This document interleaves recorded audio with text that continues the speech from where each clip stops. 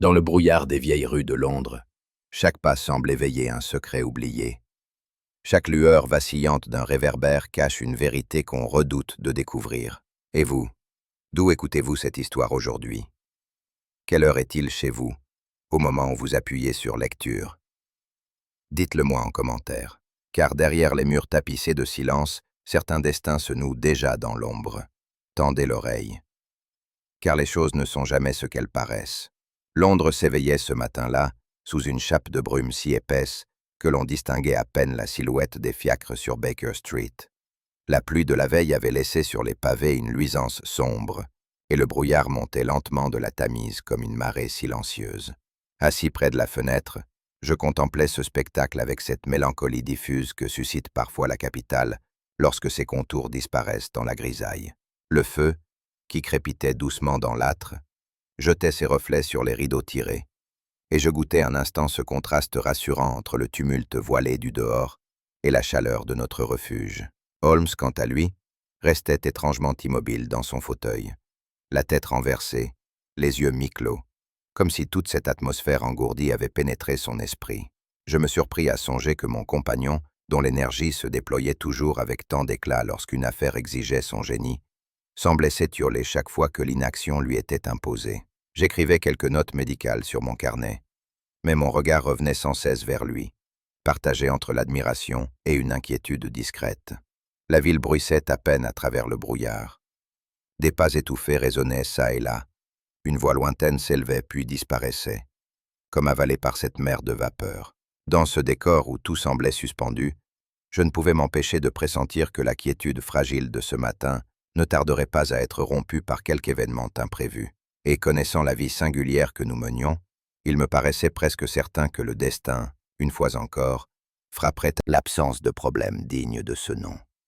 La brume elle-même semble s'insinuer dans mon esprit, et je me languis d'un mystère à résoudre. Je souris à demi devant cette confession, car elle me rappelait combien la vigueur intellectuelle de Holmes dépendait de ces affaires étranges que le hasard ou le malheur humain plaçait entre ses mains. Pourtant un frisson parcourut mon esprit.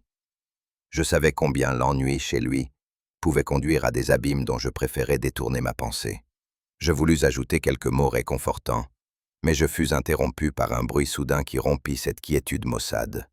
Un coup discret retentit à la porte, à peine audible d'abord, puis répété avec une insistance croissante. Mrs. Hudson, d'ordinaire prompte à accueillir nos visiteurs, tarda mystérieusement à répondre. Je vis Holmes redresser brusquement la tête, ses yeux brillants d'un éclat que je n'avais pas remarqué depuis des jours. « Vous entendez, Watson ?» dit-il en se penchant en avant. Ce n'est pas le geste d'un démarcheur, ni d'un voisin importun. C'est une main hésitante mais résolue. Voilà qui m'intéresse. Je me levai pour ouvrir, non sans ressentir une certaine appréhension. Le brouillard semblait avoir pénétré jusque dans l'escalier, et la silhouette que j'aperçus en contre-jour paraissait frêle, presque irréelle. L'air humide accompagna l'inconnu qui franchit le seuil, et je perçus aussitôt que ce visiteur n'avait rien d'ordinaire. Holmes, déjà sur pied, nous observait de toute sa hauteur, ses traits soudain animés par une ardeur presque joyeuse. « Entrez, mon garçon, » dit-il avec une courtoisie surprenante. « Vous portez avec vous un mystère, et je serais bien ingrat de ne pas l'accueillir. » L'enfant qui se tenait là, les vêtements humides, le regard déterminé malgré son apparente fragilité, posa sur nous ses yeux où brillait une étrange flamme. Je sentis que ce coup discret, répété avec persistance, venait d'ouvrir un chapitre singulier de notre existence commune. Dans l'embrasure de la porte, apparut un garçon. Il hésita un instant sur le seuil, jetant autour de lui un regard incertain, mais ses yeux finirent par s'ancrer sur ceux de Holmes. Je crus y lire à la fois une supplique et une confiance instinctive. Je fis signe à l'enfant d'entrer, et il franchit la porte d'un pas mesuré, comme si le monde extérieur l'avait chassé, mais que ce refuge l'intimidait tout autant. Holmes, immobile, ne le quittait pas des yeux, et je remarquai le léger redressement de son buste. Cette frêle apparition venait d'éveiller en lui un intérêt certain. Quant à moi, je sentais déjà que ce visiteur inattendu portait en lui plus qu'un simple malheur de la rue. Dans son attitude, dans cette détermination juvénile à dominer la peur, Il y avait quelque chose d'exceptionnel. Je ne savais encore de quoi il s'agissait, mais je pressentais que son histoire allait nous entraîner bien plus loin que cette rencontre fortuite. Lorsque l'enfant s'avança dans la pièce, je vis qu'il tenait dans sa main fermée un petit objet qu'il semblait hésiter à montrer. Ses doigts tremblaient, et ce fut seulement après un instant de silence lourd qu'il ouvrit sa paume. Un médaillon ancien, légèrement terni par le temps, apparut dans la lumière du feu. Le métal portait la patine des années, et une fine chaîne cassée y pendait encore. C'était celui de ma mère, dit-il d'une voix à peine audible. Elle me l'a confié avant de mourir, en me disant de ne jamais le perdre, car il contenait un secret. Je m'approchai pour examiner l'objet. Sa forme ovale, ornée de motifs floraux finement ciselés, trahissait un travail d'orfèvrerie d'une époque révolue. Je fus frappé par le contraste entre la pauvreté évidente du garçon et la valeur probable de ce bijou. Il me sembla aussitôt que ce simple médaillon portait en lui une histoire lourde de drames passés. L'enfant baissa la tête, comme s'il redoutait qu'on se moque de lui, puis reprit d'une voix tremblante. « Depuis quelques jours, des hommes m'observent. L'un d'eux m'a menacé hier soir, me disant que je devais remettre le médaillon si je voulais rester en vie. » Insignifiant. Je reconnus là le ton de commandement tranquille qui ne souffrait aucun refus. L'enfant, intimidé mais rassuré, plaça le médaillon entre les mains de Holmes. Quant à moi, je compris que cette rencontre marquait la fin de notre torpeur matinale. Une affaire singulière venait de commencer, et elle s'annonçait pleine de dangers et de révélations. Le garçon, une fois assis dans notre salon, se fit plus petit encore dans la profondeur du fauteuil que Mrs. Hudson avait tiré pour lui.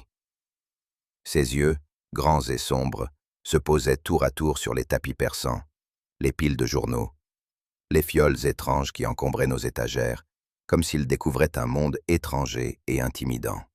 Je crus un instant qu'il ne trouverait jamais la force de parler, tant son souffle haletant trahissait son trouble.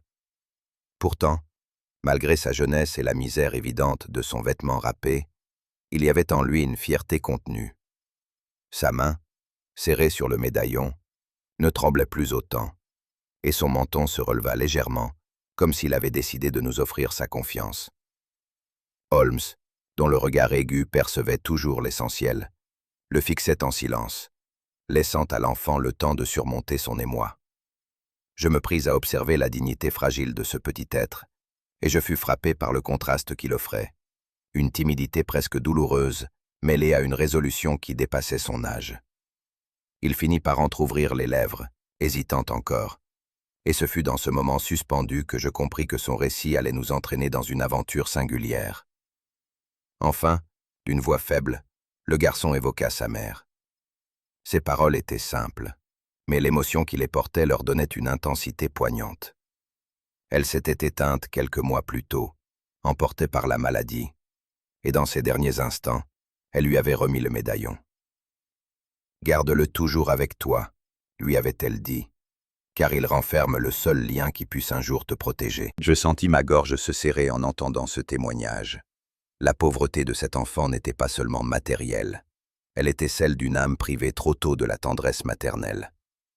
Son héritage se réduisait à ce petit bijou terni. Et pourtant, il y attachait une valeur infinie, comme si toute la mémoire de son enfance se trouvait enfermée là. Holmes, lui, se pencha légèrement en avant, et je vis l'éclat d'intérêt se rallumer dans ses yeux. Le garçon reprit, et son récit se fit plus troublant encore. Depuis quelques jours, dit-il, il avait remarqué qu'un homme le suivait dans les rues. D'abord, il avait cru à une coïncidence, mais les apparitions répétées de cet inconnu ne pouvaient plus laisser place au doute. La veille au soir, alors qu'il se hâtait dans une ruelle mal éclairée, l'homme l'avait abordé et lui avait dit à voix basse « Remets-moi ce bijou. Si tu le gardes, il te perdra. » La peur s'était emparée de lui, et il n'avait dû son salut qu'à une fuite précipitée dans la foule.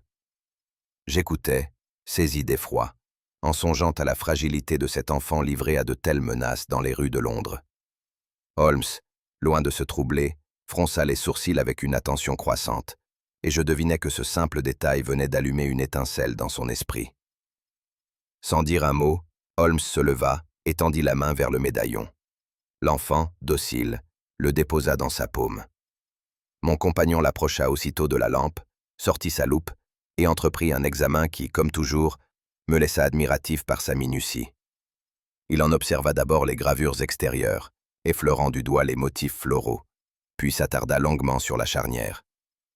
Je le vis plisser les yeux et incliner légèrement la tête, comme pour capter un détail imperceptible. « Voyez, Watson, dit-il enfin. Ici, cette usure n'est pas naturelle. Ce bijou a été ouvert et refermé bien plus souvent qu'on ne l'imaginerait pour un simple souvenir. » Je m'approchai, et bien que mes yeux fussent attentifs, je ne distinguai rien de concluant. Mais Holmes pour soupçon. Plusieurs de ses phrases restaient vagues, comme s'il dissimulait sciemment un détail qu'il jugeait trop lourd à partager. Je vis Holmes fixer sur lui ce regard pénétrant, qui n'admet ni détour ni mensonge. Pourtant, il se retint d'insister davantage, se contentant de hocher la tête comme s'il avait pris bonne note de ses silences éloquents. Je compris alors que le mystère n'était pas seulement dans l'objet, mais aussi dans l'enfant lui-même. Le garçon, brusquement, joignit les mains et s'écria « Monsieur Holmes, je vous en supplie, ne me laissez pas seul. Ils veulent me prendre ce médaillon, et je sais qu'ils ne reculeront devant rien. » Je fus bouleversé par cette imploration, car elle n'était pas feinte. Ses yeux se remplirent de larmes qu'il tenta de retenir, et je sentis dans sa voix une peur viscérale qui dépassait les menaces ordinaires. Holmes posa une main ferme sur son épaule et répondit d'un ton calme. « Vous êtes en sécurité ici, mon jeune ami. Tant que ce bijou est entre mes mains, personne ne pourra vous nuire. » Pourtant, malgré cette assurance, je vis dans les traits de mon compagnon une gravité inhabituelle. Je connaissais assez Holmes pour comprendre que, derrière sa maîtrise apparente, il percevait un danger dont moi seul ne soupçonnais encore l'étendue. L'enfant se tenait droit, mais ses mains crispées sur ses genoux trahissaient son trouble. Holmes l'observait sans un mot, le regard fixe et pénétrant, et je vis le jeune garçon détourner les yeux comme si ce fardeau de vérité lui pesait. Il prit une inspiration, hésita, puis se tut encore, comme si le simple fait de prononcer certains noms éveillait en lui une crainte insurmontable. « Vous devez tout nous dire, mon jeune ami, » intervins-je d'une voix rassurante. « Le docteur Watson n'a jamais trahi une confidence, et vous savez déjà que M. Holmes vit pour résoudre ces énigmes. » Le garçon hocha la tête, et après un silence qui me parut interminable, accepta enfin de révéler les adultes qui avaient marqué son existence. Ses lèvres s'entr'ouvrirent, et dans ce souffle hésitant, je sentis que nous étions sur le point d'entrer dans le cœur même du... Le premier nom qu'il prononça fut celui d'une femme, Miss Carter, sa tutrice. Dès qu'il l'évoqua, son visage se durcit. C'était une femme sévère, inflexible, qui ne tolérait ni faiblesse ni élan d'affection. Elle l'avait élevé après la mort de sa mère, mais sans jamais lui témoigner la moindre tendresse. Elle disait que les larmes étaient inutiles, murmura-t-il, et que je devais apprendre à obéir sans discuter. Je vis dans ses yeux une rancune mêlée de peur, signe que cette gouvernante avait exercé sur lui plus d'autorité que de protection. Pourtant, ce qui éveilla surtout l'attention de Holmes, ce fut le détail que le garçon ajouta. Miss Carter s'était montrée étrangement curieuse à propos du médaillon. Elle l'avait plusieurs fois interrogé sur la provenance du bijou et avait insisté pour qu'il lui montre l'intérieur, ce qu'il n'avait jamais osé faire. Holmes fit claquer sa langue contre son palais, notant mentalement ce premier élément suspect. Pour ma part, je fus frappé par l'idée qu'une tutrice, censée protéger son élève, pût dissimuler un intérêt aussi particulier derrière une façade de rigueur éducative. Après un silence gêné, l'enfant poursuivit. Il parla de son oncle maternel, un homme d'une quarantaine d'années qu'il décrivit avec des accents contradictoires. Parfois, cet oncle lui avait témoigné une générosité sincère, lui offrant de petits cadeaux ou le prenant sur ses genoux pour lui raconter des histoires.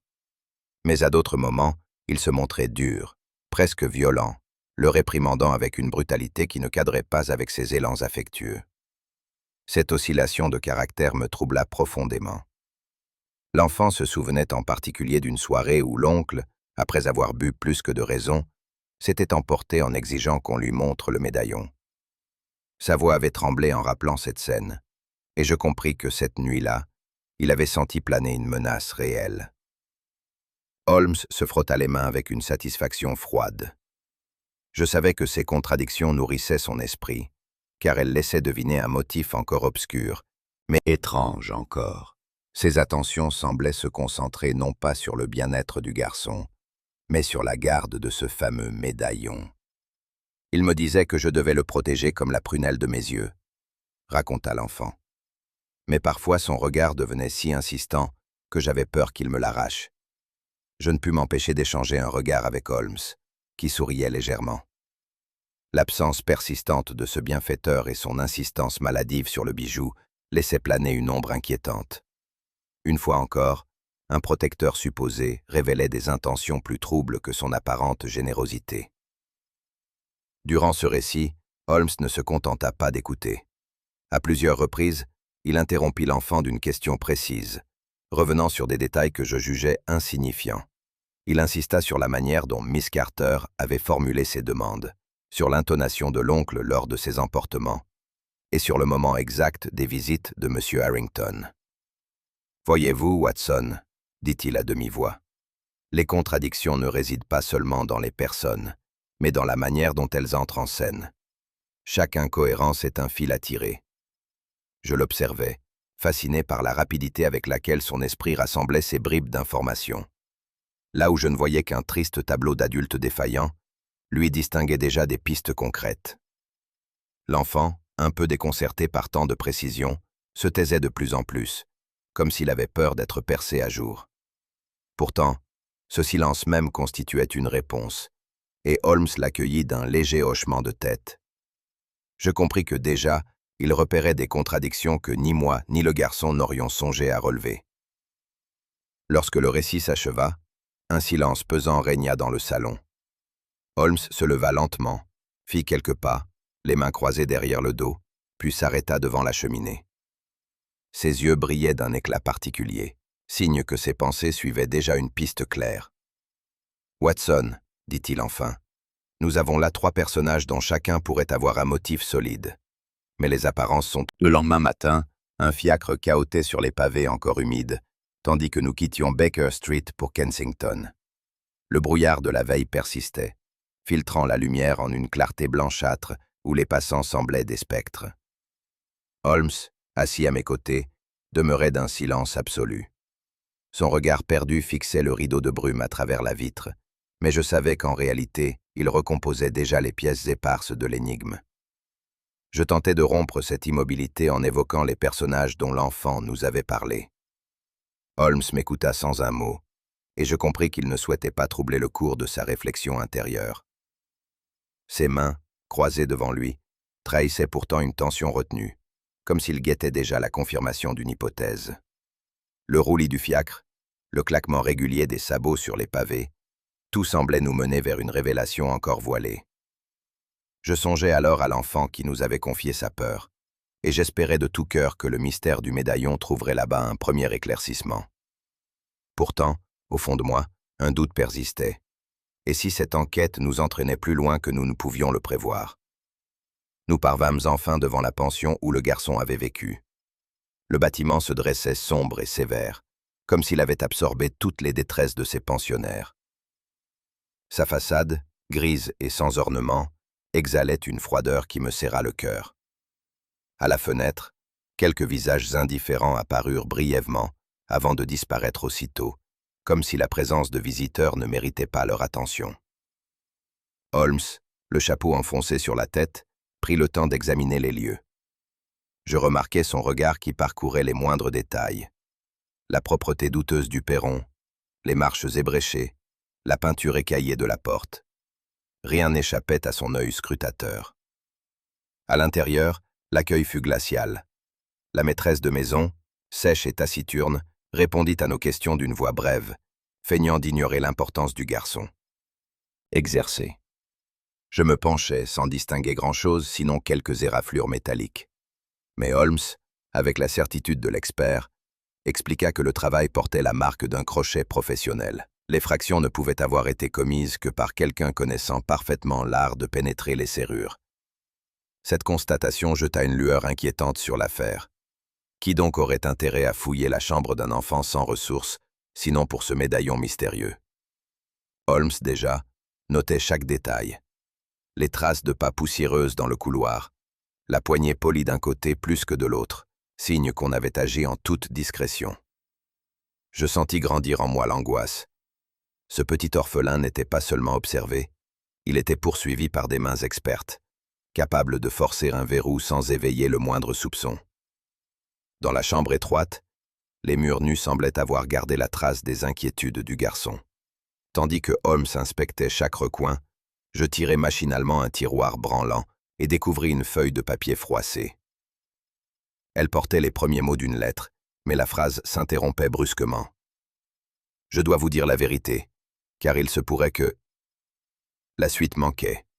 Ni signature, ni date, seulement ce fragment suspendu qui éveillait 1000 conjectures. Holmes me rejoignit aussitôt, reprit la feuille entre ses mains et l'examina longuement. « Voyez, dit-il, l'écriture s'arrête net. L'auteur a été interrompu.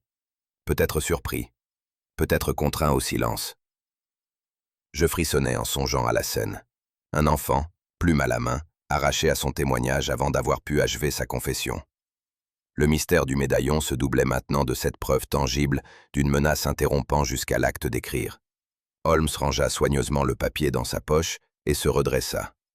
Son visage exprimait cette intensité particulière que je ne lui connaissais qu'aux instants où l'affaire s'éclairait.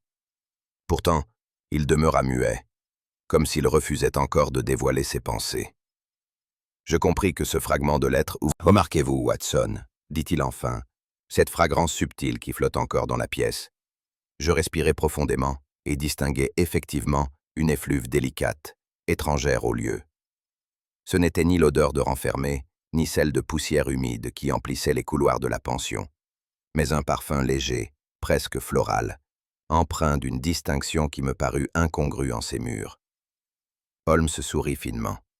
« Un parfum de violette, de fabrication française, précisa-t-il, fort rare à Londres, et d'autant plus remarquable qu'il se trouve ici, dans la chambre d'un orphelin sans ressources. » Je demeurai interdit, songeant qu'une femme de condition s'était peut-être introduite dans cet endroit misérable. Mais à quelle fin? Était-elle la protectrice secrète du garçon ou l'espionne chargée de s'emparer du médaillon? Holmes, déjà, notait mentalement cette présence féminine invisible mais indiscutable. Le parfum, persistant malgré la pauvreté des lieux, devenait un indice aussi fort qu'une empreinte laissée sur une poignée. Et je compris qu'il nous menait vers une direction que je n'aurais jamais soupçonnée. Lorsque nous eûmes rassemblé nos observations, la serrure forcée, la lettre inachevée et ce parfum étranger, Holmes se redressa et demeura un instant pensif, les mains jointes derrière le dos. Ses yeux mi-clos brillaient d'un éclat singulier. « Watson, dit-il enfin à voix basse, voilà qui dépasse de beaucoup la simple curiosité ou un vol hasardeux. Nous avons affaire à une intrigue soigneusement ourdie. » Je l'écoutais avec un mélange de crainte et de fascination. Pour moi, ces indices formaient une mosaïque troublante mais incohérente. Pour lui, ils constituaient déjà les premiers jalons d'une vérité invisible. « Considérez, reprit-il, qu'une serrure de ce type n'est pas forcée par hasard, qu'une lettre interrompue n'est pas une coïncidence, et qu'un parfum rare n'appartient pas au quotidien d'une pension sordide. Reliez ces trois faits, et vous verrez se dessiner non pas un hasard, mais une volonté agissante. » Je sentis du feu se reflétait sur le métal terni, révélant des nuances que je n'avais pas remarquées jusqu'alors. Ce bijou, qui n'était d'abord qu'un souvenir maternel, avait acquis une présence inquiétante, presque menaçante. Holmes demeura silencieux, les coudes appuyés sur la table, le menton posé sur ses mains croisées. Il semblait attendre que l'objet lui livre de lui-même son secret. Puis, d'un mouvement vif, il saisit ses instruments et entreprit l'examen avec une ardeur que je ne lui avais plus vue depuis des semaines. Je compris alors que nous touchions à un moment décisif. Holmes tourna et retourna le bijou sous la lumière, observant chaque aspérité avec une patience infinie. Tout à coup, je le vis sourire imperceptiblement. Son doigt venait de trouver un point sensible sur la charnière. Avec une délicatesse extrême, il fit jouer le mécanisme invisible, et un petit déclic se fit entendre. Le médaillon s'ouvrit alors plus largement qu'à l'accoutumée, révélant un compartiment que nul œil profane n'aurait soupçonné. À l'intérieur reposait une miniature peinte avec une finesse exquise. le portrait d'une femme au regard mélancolique, que je supposais être la mère de l'enfant. Je fus saisi d'admiration devant cette découverte. Holmes, lui, demeurait concentré, comme si ce portrait n'était qu'un voile destiné à détourner l'attention. Ses doigts habiles palpèrent les bords intérieurs, et je compris que d'autres secrets pouvaient encore s'y cacher. Le médaillon, simple relique sentimentale en apparence, devenait sous ses mains la clé d'une énigme plus vaste. Sous la miniature, soigneusement dissimulée, Holmes révéla une inscription gravée en caractères minuscules. À première vue, elle ne ressemblait à rien d'intelligible. Une série de lettres et de chiffres entremêlés. Holmes, l'œil brillant, sortit aussitôt une feuille de papier et commença à recopier chaque signe avec une précision mécanique. Je l'observais, fasciné par la rapidité avec laquelle il identifiait les répétitions et les anomalies. « Voilà, Watson, » dit-il, un exemple typique d'un chiffre par substitution. Une main prudente. En attendant que Holmes avance dans son déchiffrement, je laissai libre cours à mes propres conjectures. L'idée d'un testament caché me vint aussitôt à l'esprit. Peut-être la mère de l'enfant avait-elle voulu préserver un droit sur une fortune menacée. Le médaillon n'était-il pas l'écrin idéal pour une vérité que certains cherchaient à effacer? Je partageai mes réflexions avec Holmes, mais il ne m'accorda qu'un bref sourire, comme pour encourager mes efforts tout en soulignant leur naïveté. J'en ressentis une légère vexation, bien que je susse pertinemment que mes hypothèses manquaient de la rigueur qui faisait la force de mon compagnon. Holmes releva enfin la tête, ses notes éparses devant lui. Son regard se fit plus grave. « Votre hypothèse n'est pas dénuée d'intérêt, Watson, mais elle n'explique pas tout. Voyez, certains signes correspondent à des noms propres. J'ai déjà isolé ce qui pourrait être une date, et ce détail me suggère que nous sommes en présence non pas seulement d'un souvenir, mais d'une pièce de preuve dans un litige. » Il se leva, fit quelques pas puis reprit. « Imaginez un héritage contesté, une succession où des forces opposées cherchent à s'emparer d'un bien considérable. Le médaillon n'est pas qu'un souvenir filial. C'est la clé d'une bataille juridique et familiale dont notre jeune ami est malgré lui le centre. » Ces paroles jetèrent en moi une angoisse sourde. Si tel était le cas, alors les menaces pesant sur l'enfant dépassaient de beaucoup ce que nous avions imaginé jusque-là. Holmes se rassit, et son visage, d'ordinaire si maître de lui-même, laissa transparaître une gravité inhabituelle. « Watson, » dit-il d'un ton bas, « nous avons sous les yeux plus qu'une énigme intellectuelle. Cet enfant est désormais au cœur d'une lutte d'intérêts implacable. Et je crains que ceux qui convoitent ce secret ne reculent devant rien. » Ces mots, prononcés avec une conviction glaciale, me firent frissonner. Je songeais à la silhouette frêle de notre jeune protégé, à ses yeux emplis de confiance, et je sentis peser sur nous une responsabilité plus lourde encore que celle de résoudre une simple affaire. Mais le fauteuil demeurait vide. Holmes, plongé dans ses notes, parut à peine remarquer mon agitation. « Il est sans doute sorti prendre l'air », me dit-il d'un ton calme. Je hochai la tête, mais un doute s'imposa aussitôt à mon esprit. Le garçon, si craintif depuis son arrivée, ne se serait jamais aventuré seul dans la ville à l'aube. Sa disparition, même brève, ne pouvait qu'annoncer quelque chose d'inquiétant. Je sentis mon cœur se serrer. Une ombre venait de s'étendre sur notre foyer. Mon inquiétude se confirma lorsqu'en interrogeant Mrs. Hudson, j'appris que le garçon n'avait pas regagné sa chambre la veille au soir. La logeuse, d'ordinaire si précise, secoua la tête avec gravité. Aucun signe de lui depuis la fin d'après-midi. Je demeurais stupéfait. Comment avais-je pu ignorer cette absence? Je me reprochais aussitôt mon manque de vigilance. L'enfant, que nous avions juré de protéger, s'était volatilisé sous notre toit. Holmes, entendant mes exclamations, leva à peine les yeux de ses papiers. Il demeurait d'un calme déconcertant, comme si rien ne l'étonnait. « Tout cela était prévisible, Watson, » murmura-t-il. Je brûlais de lui demander ce qu'il entendait par là, mais il replongea aussitôt dans ses notes, me laissant seul avec mon désarroi.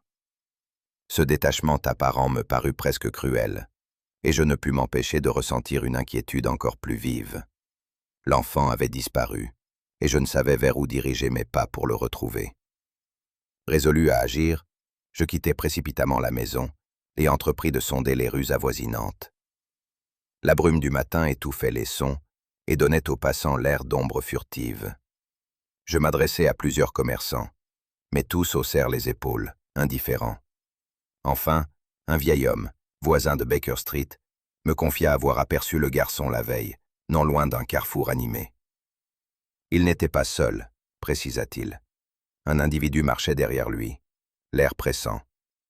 Mon sang ne fit qu'un tour. Je revins vers Baker Street, le cœur battant, avec la conviction qu'un inconnu s'était glissé dans l'ombre de notre protégé. Ce n'était plus un simple retard. C'était une disparition inquiétante, préméditée peut-être, et je sentais déjà que nous luttions contre le temps. Lorsque je franchis de nouveau le seuil du 221B, je fus envahi par un sentiment d'impuissance. Les murs familiers de notre salon, le feu qui brûlait doucement, tout cela me parut soudain dérisoire face au danger qui pesait sur l'enfant. J'eus honte de mon incapacité à le protéger. Je me pris à imaginer les pires scénarios. Un fiacre sombre emportant sa frêle silhouette, une main brutale lui arrachant le médaillon, des visages hostiles surgissant de la nuit. Ces visions, si vives, me glacèrent. Holmes, toujours impassible, me regarda longuement. Son silence ne faisait qu'accroître mon désarroi. Était-il insensible à cette angoisse, ou savait-il déjà quelque chose qu'il ne voulait pas me révéler? Je serrai les poings et me jurai de ne pas rester inactif. Si Holmes persistait à se taire, il me faudrait moi-même partir à la recherche de l'enfant.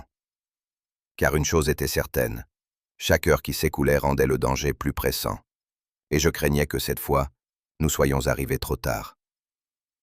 Malgré mon agitation croissante, Holmes demeurait d'un calme presque irritant. Il observait le feu qui se consumait dans l'âtre, ses longs doigts réunis sous son menton, l'air absorbé par une pensée à laquelle je n'avais pas accès. Je l'interrogeai à plusieurs reprises, le pressant de me révéler ses conclusions. Mais il me répondit par des phrases évasives, ou par un simple hochement de tête. « Vous savez quelque chose, Holmes ?» dis-je enfin avec une véhémence que je regrettais aussitôt. Il me jeta un regard bref, puis détourna les yeux. « Je ne puis encore vous en dire davantage, Watson. Les faits ne sont pas mûrs, et une parole trop tôt donnée pourrait brouiller le fil que je m'efforce de suivre. » Son énigmatique réserve me déconcerta plus en pour la table. J'aperçus une feuille griffonnée à la hâte. Elle ne contenait qu'une phrase. « Faites confiance au silence. Il parle plus que les mots. » Mon cœur se serra. Était-ce une manière de me rassurer ou un ultime message en cas de péril? L'idée que Holmes se fût lancé seul dans une entreprise périlleuse sans me prévenir me révolta autant qu'elle m'inquiéta. J'étais désormais seul, livré à mes propres doutes, sans autre repère que cette note sibylline. Les heures qui suivirent furent parmi les plus pénibles de mon existence. J'arpentais le salon de long en large, m'asseyant puis me relevant aussitôt, incapable de trouver le moindre repos. L'absence de Holmes pesait sur la pièce comme un silence funèbre, et chaque craquement du bois dans l'âtre me faisait sursauter. Je me pris à imaginer que lui aussi pouvait être la proie d'un piège, victime de la même menace obscure qui avait enlevé l'enfant. Cette pensée, insupportable, ne fit qu'ajouter à mon désarroi. Moi, le compagnon fidèle, je restais là, inactif, tandis que mon ami risquait peut-être sa vie dans les ruelles de Londres. Ce fut un voisin, bavard invétéré, qui brisa ma torpeur en frappant à la porte. Il me raconta, sur le ton anodin de la confidence, qu'un fiacre avait été aperçu à l'aube, stationnant non loin de Baker Street. À son bord, dit-il, on avait cru distinguer la silhouette d'un jeune garçon accompagné d'un homme vêtu de sombre. Cette révélation fit bondir mon cœur. Peut-être s'agissait-il là d'une rumeur de quartier, fruit de l'imagination fertile des passants matinaux. Mais peut-être tenions-nous la première trace tangible du disparu. Je notai aussitôt le détail de l'heure et du lieu. Un fiacre à cette heure matinale ne pouvait passer inaperçu.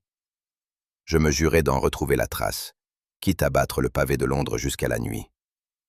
Car si Holmes se taisait et agissait dans l'ombre, je ne pouvais demeurer simple spectateur. Il me fallait, moi aussi, suivre ce fil ténu qui, peut-être, me conduirait jusqu'à l'enfant. Je n'aurais su demeurer plus longtemps prisonnier de mon angoisse. Le silence de Holmes et l'absence de l'enfant m'étaient devenus insupportables.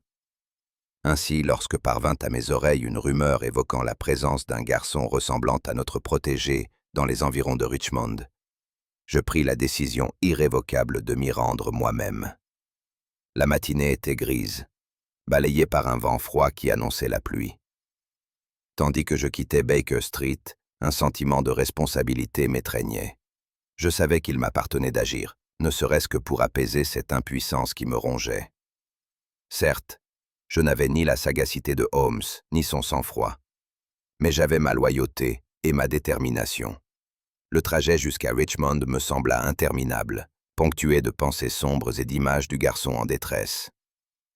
Chaque chaos du fiacre, chaque visage croisé sur la route ajoutait à ma fébrilité. Je m'accrochais à cette rumeur comme à une bouée fragile, mais je ne pouvais chasser l'idée qu'il s'agissait peut-être d'une chimère. À mon arrivée, Richmond se présentait comme un contraste frappant avec l'agitation de Londres.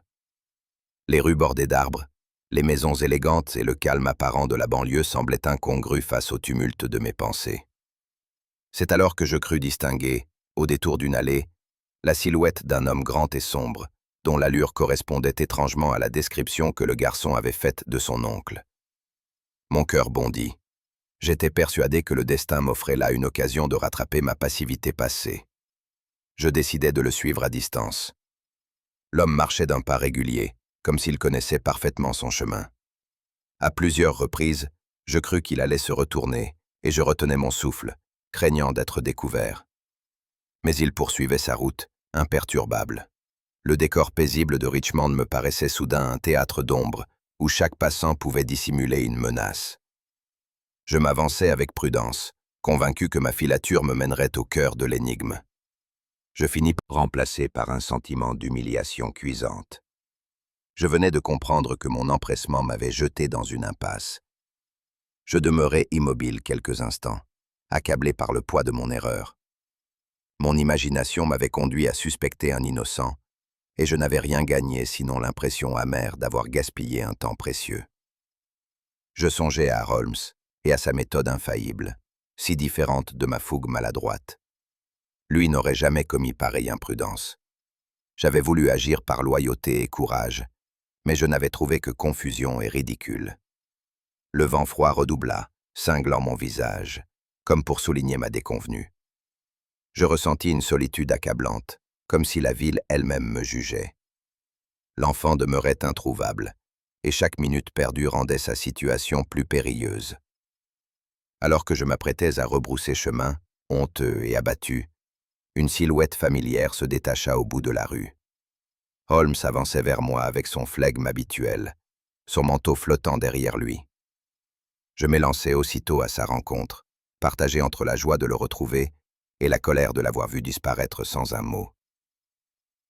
Mais son visage calme, presque ironique, m'ôta toute velléité de reproche. « Watson, dit-il en ajustant son chapeau, vous avez eu le mérite d'agir. Même une erreur vaut mieux que l'inaction. » Ces paroles me touchèrent plus que je ne voulais l'admettre. Je compris alors qu'il ne m'avait jamais perdu de vue aussi complètement que je l'avais cru.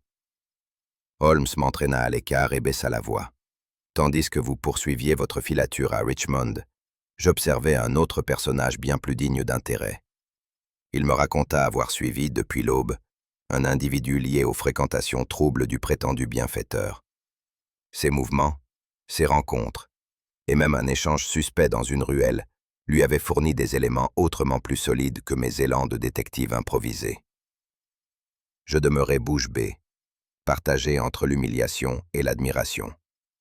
Holmes, une fois de plus, avec ces mots loin de m'apaiser, rallumèrent dans mon esprit une flamme de suspense. Car si Holmes jugeait le mystère encore plus profond, que devais-je attendre des révélations à venir? Ce fut dans un salon discret d'une demeure amie que Holmes choisit de réunir les protagonistes de cette étrange affaire. La lumière tamisée des lampes accentuait la solennité du moment, et je sentais peser dans l'air une tension presque palpable. À ma droite se tenait la tutrice, raide comme un soldat, ses lèvres pincées en une ligne sèche. L'oncle, massif et rougeau, arborait une contenance faussement tranquille. Mais ses doigts qui tambourinaient sur l'accoudoir trahissaient son agitation. Quant au bienfaiteur, élégamment vêtu, il affichait un sourire affable, presque trop étudié, comme s'il voulait effacer d'avance tout soupçon. Holmes, impassible, observait ce petit théâtre humain avec une sérénité glaciale. Ses yeux, où brillait une flamme contenue, passaient de l'un à l'autre comme pour jauger la solidité de leur défense. L'enfant, placé à mes côtés, se blottissait contre moi, incapable de supporter cette confrontation dont il était pourtant le centre. Je compris alors que nous touchions au moment décisif, celui où la vérité, si longtemps dissimulée, allait se frayer un chemin au grand jour. Il s'installa d'abord un silence si pesant que j'entendais battre mon propre cœur. Aucun des trois invités n'osait soutenir le regard de l'autre. La tutrice fixait obstinément ses gants. L'oncle détournait les yeux vers la fenêtre, et le bienfaiteur caressait distraitement sa montre de poche, comme pour se donner une contenance. Chaque seconde s'étirait en une attente insupportable. Je sentais que chacun redoutait le moment où Holmes prendrait la parole.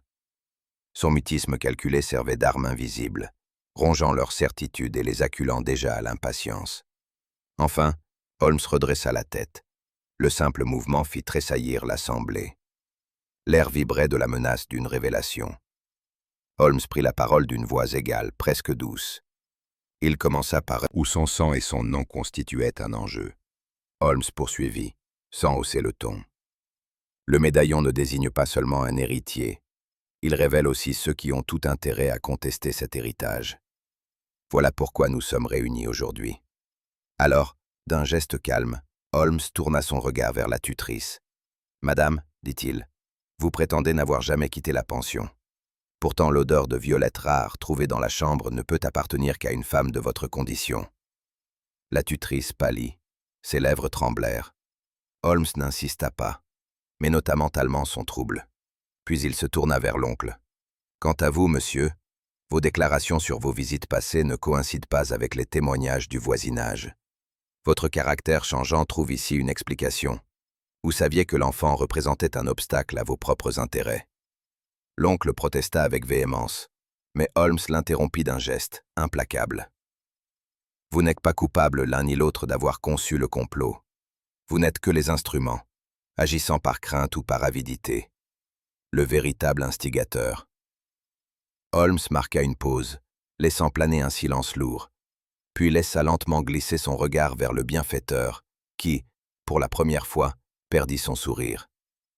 Holmes laissa peser un silence encore plus lourd avant de porter enfin l'accusation que j'attendais sans oser l'imaginer. « C'est vous, monsieur, » dit-il en fixant le bienfaiteur d'un regard implacable. Votre générosité affichée n'était qu'un paravent. L'élégant personnage, jusque-là maître de son maintien, eut un léger sursaut. Son sourire se figea, et une ombre de crispation passa sur ses traits. Je fus frappé par la soudaineté de cette métamorphose. L'homme charmant et protecteur se trouvait mis à nu en un instant, comme démasqué par une lumière crue. Holmes poursuivit, imperturbable. « Qui d'autre, sinon vous, aurait pu fréquenter la pension sans éveiller de soupçons, y laisser ce parfum rare, et connaître assez de subtilité juridique pour chiffrer une inscription compromettante. » Puis, soulevant délicatement la fine plaque, il montra l'inscription codée que nous avions déjà aperçue. Or, ce texte déchiffré établit avec clarté l'existence d'un testament, garantissant à cet enfant la part principale d'un héritage que vous convoitiez. Voilà pourquoi vous avez fait surveiller sa chambre, pourquoi vous avez tenté de le réduire au silence, et pourquoi vous avez couvert vos démarches d'une bienveillance feinte. Le coupable blêmit, et je crus voir ses doigts trembler malgré son effort pour conserver contenance. Chaque mot de Holmes l'atteignait comme une lame, révélant l'ampleur de sa duplicité. Pour moi, il n'y avait plus de doute. Le médaillon, si petit, contenait une vérité si lourde qu'elle écrasait toute tentative de dénégation. À ces paroles, le bienfaiteur porta la main à son front dans un geste brusque. Son assurance se fissura, laissant paraître la rage impuissante d'un homme acculé. « C'est absurde, » balbutia-t-il. « Calomnie, invention. » Mais son regard, fuyant et trouble, trahissait ce que sa bouche tentait de nier. Son masque, si soigneusement entretenu, se désagrégeait sous nos yeux. Holmes n'eut pas besoin d'ajouter un mot. La panique de son adversaire confirmait la justesse de son raisonnement mieux que toutes les preuves. Je ressentis alors un mélange de soulagement et de dégoût. Soulagement que la vérité éclate, dégoût devant tant d'hypocrisie. Holmes conclut son exposé avec une gravité solennelle. Tout s'éclaire désormais. Votre soi-disant protection n'était qu'un plan savamment élaboré pour dépouiller un enfant sans défense. Vous aviez besoin de ce médaillon pour consolider vos manœuvres et effacer toute trace de la filiation légitime qui ruine vos prétentions. Un silence saisissant suivit ces paroles. Le coupable, désormais brisé, se laissa tomber sur sa chaise, incapable de soutenir un regard. La tutrice baissait la tête, l'oncle soupirait lourdement. Quant à l'enfant, il serrait le bras de ma manche, comme pour chercher auprès de moi une sécurité qu'il n'avait jamais connue ailleurs. Je propre, notre jeune protégé est hors de dangers immédiats. Je sentis alors tout le contraste entre mon agitation fébrile et la sérénité glacée de mon ami. Tandis que je passais d'une angoisse étouffante à un soulagement presque douloureux, Holmes demeurait impassible, comme si l'issue n'avait jamais fait de doute. Mais je savais qu'il avait porté en silence le poids de cette disparition, et que ses démarches avaient été aussi rapides qu'infaillibles. Holmes entreprit de m'expliquer les circonstances de cette disparition qui nous avait tenus dans la plus vive inquiétude. L'enfant, accablé par la peur de ses poursuivants invisibles, s'était caché dans une remise attenante à la pension. Ce lieu sombre et froid, à demi rempli de vieilles caisses, lui avait paru un refuge sûr contre les menaces qui l'assaillaient. Il avait passé là plusieurs heures, se nourrissant de sa seule terreur, persuadé que l'ombre de ses ennemis rôdait à chaque coin de rue. Trop effrayé pour revenir à Baker Street, il avait préféré demeurer immobile, ignorant que son absence plongeait notre foyer dans la consternation. J'éprouvais une vive compassion en songeant à cette nuit passée seule dans la pénombre, tandis que nous, à quelques pas, brûlions d'impatience de le retrouver. Je ne pus m'empêcher de demander à Holmes comment il avait su où chercher. Il esquissa ce sourire énigmatique que je connaissais trop bien. « Dès le début, Watson, dit-il, tout indiquait que l'enfant, timide et craintif, chercherait à se tapir dans un lieu familier plutôt que de fuir au loin. Sa nature même excluait l'idée d'une fuite prolongée. Il me rappela alors certains indices auxquels je n'avais prêté aucune attention. Les regards anxieux du garçon chaque fois qu'il quittait la pension, son habitude de se réfugier dans des coins obscurs lorsqu'il était surpris, et même le léger parfum de poussière qui imprégnait ses vêtements lorsqu'il était revenu nous voir un soir précédent. Tout cela, conclut Holmes, formait un portrait psychologique clair. Dès que j'appris sa disparition, je savais qu'il n'avait pas quitté Kensington. Il fallait simplement déterminer dans quel réduit il... Son intention, dit-il, n'était pas de l'approcher de force, mais de l'amener par la terreur à se livrer de lui-même. Une proie volontaire est plus facile à égarer qu'un prisonnier rétif. Ainsi, la surveillance de la pension, l'effraction de la serrure et les menaces à peine voilées avaient pour but d'entretenir cette peur. L'enfant, persuadé qu'il était traqué, devait se réfugier dans un lieu obscur. C'est là que le bienfaiteur espérait l'attendre et l'attirer à sa merci. « Heureusement, reprit Holmes, nous avons intercepté son projet avant qu'il ne se réalise. Mais vous voyez, Watson, combien l'ingéniosité d'un criminel peut s'appuyer sur les faiblesses d'un cœur innocent. Je frissonnais à cette idée, mesurant combien mince avait été la frontière entre la survie du garçon et sa perte. Lorsque nous revîmes enfin l'enfant, il ne prononça pas un mot.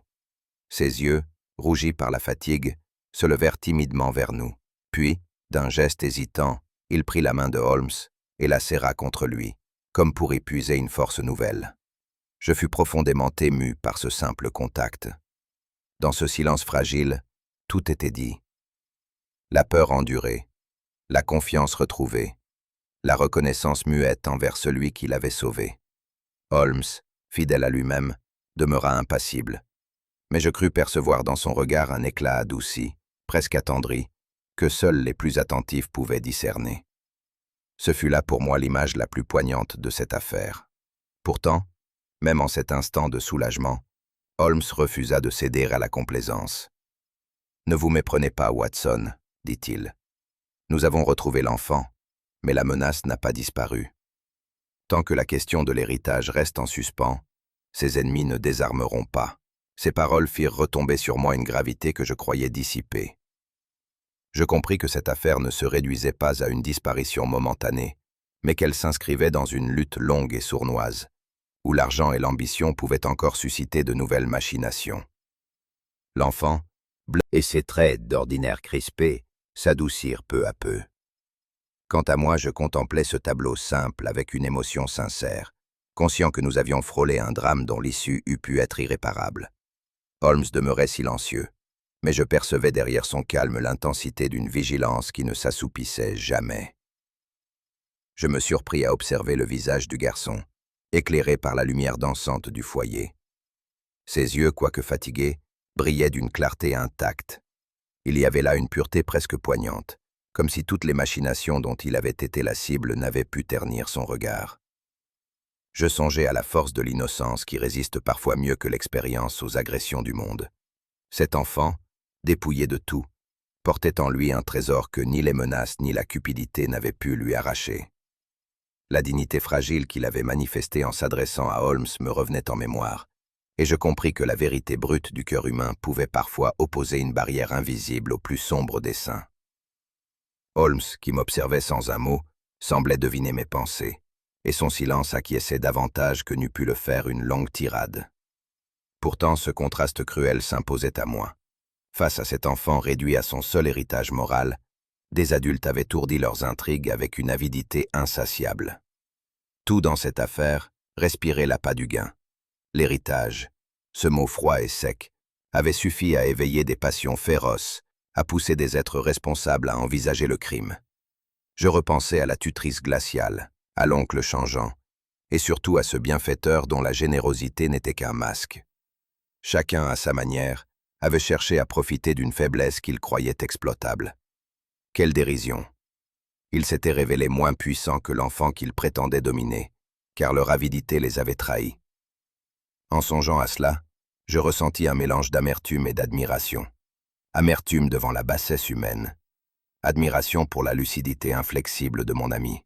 Dans la clarté vacillante des flammes, je savais qu'il ne s'attardait pas uniquement sur l'affaire résolue. Son esprit embrassait déjà des perspectives plus vastes, des correspondances invisibles qui liaient la psychologie humaine aux lois implacables de la logique. Il me fascinait, comme toujours, par cette capacité à voir au-delà du visible, à scruter l'âme humaine avec la même rigueur que les indices matériels. Je demeurai un instant silencieux, heureux d'être le témoin de ce mystère vivant qu'était mon ami. Je compris alors que la grandeur de Holmes ne résidait pas seulement dans ses déductions étincelantes, mais dans sa fidélité à une justice plus subtile. Certes, il savait démasquer un criminel par une trace de boue ou un parfum oublié, mais il savait aussi, avec une clairvoyance presque douloureuse, replacer chaque acte humain dans son cadre moral. Dans cette affaire, il avait protégé un enfant sans défense, et derrière ce geste se révélait une vérité plus haute, celle de la lutte incessante entre innocence et cupidité, entre vérité et mensonge. Holmes, par son obstination, avait rétabli un équilibre que d'autres s'acharnaient à rompre. Je ressentis alors une fierté profonde d'avoir partagé cette aventure, fût-ce comme un simple témoin, et d'avoir vu de près ce combat invisible qu'il menait au nom d'une justice qui n'apparaissait pas toujours dans les tribunaux. La nuit s'épaissit autour de nous. Le tumulte de Londres s'était assoupi, et seul le crépitement du feu rompait le silence. Je demeurais assis, songeur, mes pensées flottant entre gratitude et inquiétude. Tout semblait paisible, mais je savais que cette paix n'était jamais acquise. Car si Holmes avait triomphé cette fois, combien d'autres intrigues couvaient déjà dans les ruelles obscures, prêtes à éclore. La nature humaine, avec ses désirs et ses peurs, demeurerait toujours une énigme dont seul mon ami savait entrevoir les clés. Avant de me retirer, je jetai un dernier regard vers Holmes. Il n'avait pas bougé, ses yeux fixant les flammes comme s'il y lisait l'avenir. Je compris alors que, malgré toutes ces victoires, certains mystères resteraient à jamais. Abonnez-vous, afin de rester toujours à portée de ces histoires où chaque détail peut bouleverser le destin.